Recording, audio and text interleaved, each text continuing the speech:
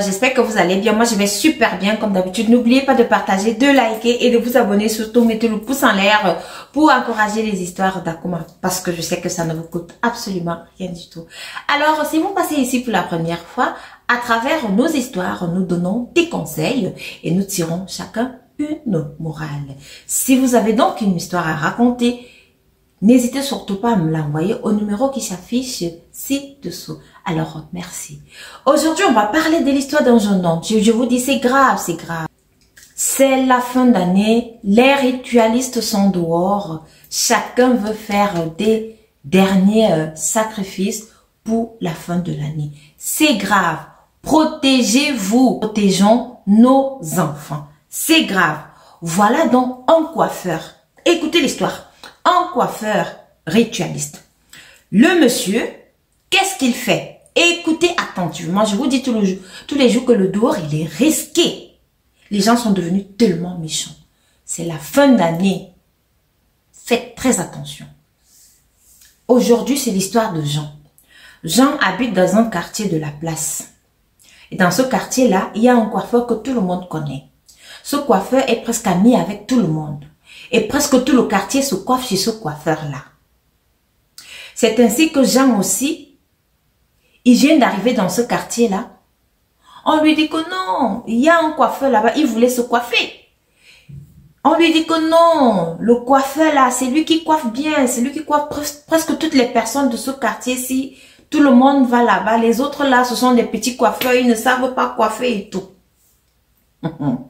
Jean dit donc à son ami qui lui avait dit ça que bon, ok, il n'y a pas de souci. Quand j'aurai le temps, je vais aussi aller là-bas pour me coiffer parce que mes cheveux là sont déjà beaucoup.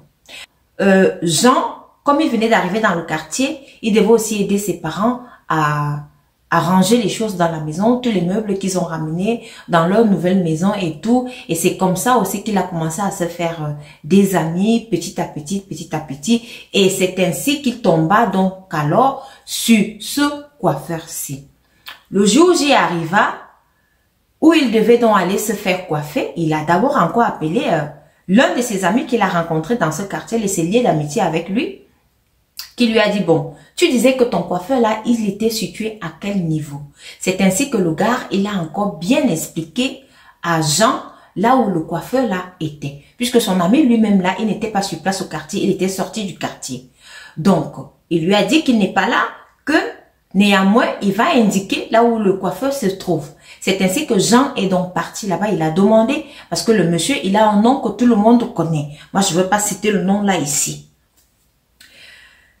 Le gars, Jean, arrive chez le coiffeur. Il dit au coiffeur qu'il a besoin de telle coupe. Il montre bien la coupe qu'il voulait. Le coiffeur, il se met donc à coiffer. Il finit de coiffer Jean. Vous savez, vous les hommes là, lorsque vous vous coiffez, on finit de coiffer. Jean avait dit qu'il ne voulait pas de traçage. Vous savez, parfois, lorsqu'on fait le traçage, vous pouvez vous blesser. Et quand vous vous blessez, c'est le sang qui sort.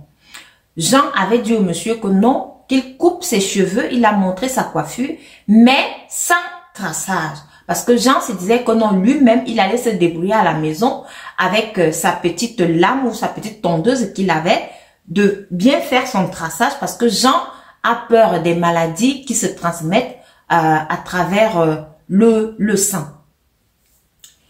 Le coiffeur alors, Jean lui avait dit de le départ, comme je disais, que non, il ne voulait pas de traçage. Parce que pour faire le traçage, vous les hommes, vous le savez, on change de tondeuse. On prend maintenant une tondeuse adéquate. Et Jean, lui, il avait sa tondeuse pour les traçages à la maison. Il voulait seulement se faire couper les cheveux. Alors le monsieur, il a terminé de couper les cheveux. Lorsqu'il a donc terminé comme ça, il a pris la tondeuse. Il a commencé par derrière à faire le traçage par derrière. Donc, il a commencé à faire le genre que Jean s'est même blessé. Lorsque Jean s'est blessé comme ça, pendant que, en fait, il a senti mal parce qu'il s'est blessé, il s'exclame donc, mais gars, je t'ai dit de ne pas me faire le traçage, je ne veux pas le traçage. C'est comme ça que le gars, donc, il prend une éponge qui était là à côté, donc, il tire un tiroir. Il prend une éponge, il tapote donc derrière la nuque, sur la nuque de Jean, donc il enlève le sang, et puis il reprend le tiroir, et il ouvre encore le tiroir, il met l'éponge là et il ferme.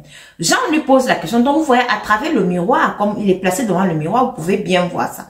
Jean lui pose donc la question de savoir que, mais gars, qu'est-ce que tu viens de faire là? C'est mon sang que tu viens d'essuyer comme ça. Ah, tu m'as même blessé. Je t'ai bien dit de ne pas me faire le traçage. Maintenant, tu m'as blessé. Et qu'est-ce que tu as fait là? Le gars lui dit que non, il nettoyait seulement le sang. Jean lui dit alors que oui, donne-moi le coton avec lequel, ou l'éponge avec laquelle tu as nettoyé mon sang. Le gars lui dit que non, fous-moi la paix, j'ai mis ça là dans ma poubelle, parce qu'on ne fait pas traîner le sang n'importe comment. On est quand même dans un salon de coiffure. Jean lui dit que non, donne-moi l'éponge avec laquelle tu as essuyé mon sang là. C'est ce que je veux. Quand je vais sortir d'ici, je veux rentrer avec cette éponge-là, avec mon sang dessus. Le gars se met donc à discuter. Il commence même à bousculer Jean. Jean se lève et dit que non, aujourd'hui là, je ne vais pas sortir d'ici sans que tu ne me donnes l'éponge dans laquelle tu as mis mon sang.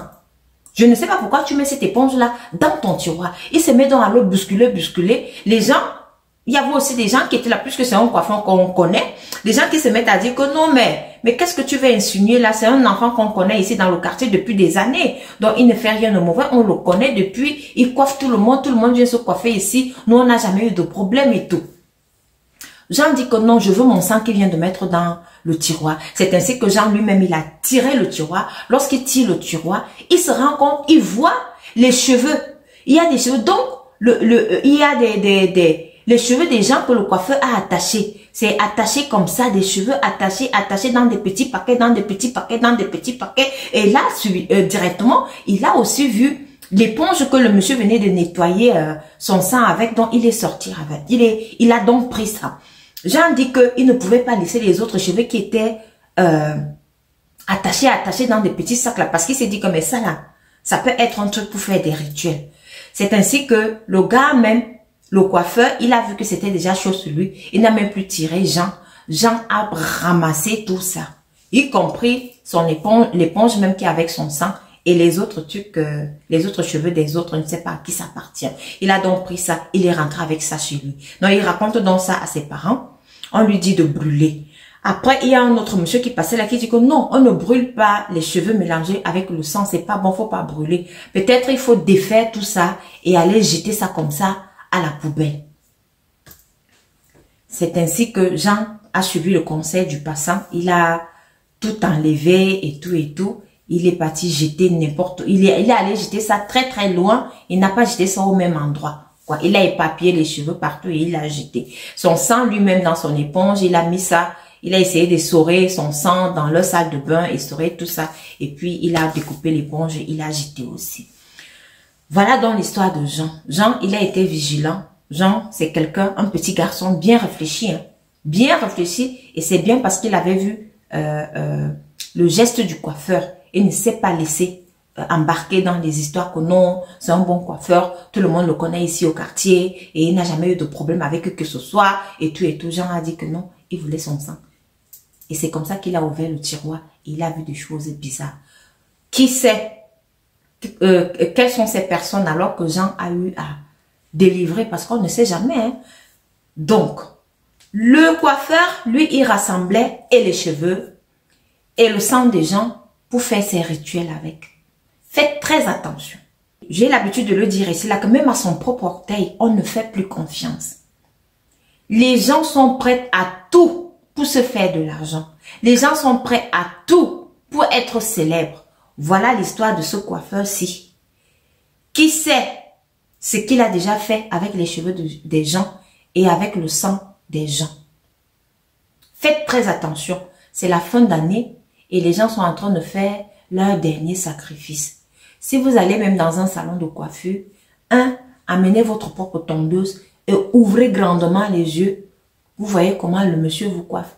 Ou alors, vous appelez le coiffeur pour venir coiffer vos enfants à la maison avec vos propres tondeuses. Si vous n'avez même pas de tondeuse, il apporte ces tondeuses, vous les désinfectez d'abord, il finit de coiffer. Vous-même, vous êtes là, vous ne tournez pas le dos. De peur qu'il ne fasse un geste bizarre. Et dès qu'il finit de coiffer, vous reprenez ces tondeuses-là, vous désinfectez ça, vous lavez bien. Voilà. J'espère que vous avez compris. À bon entendeur, salut. Merci de m'avoir écouté et rendez-vous à la prochaine vidéo.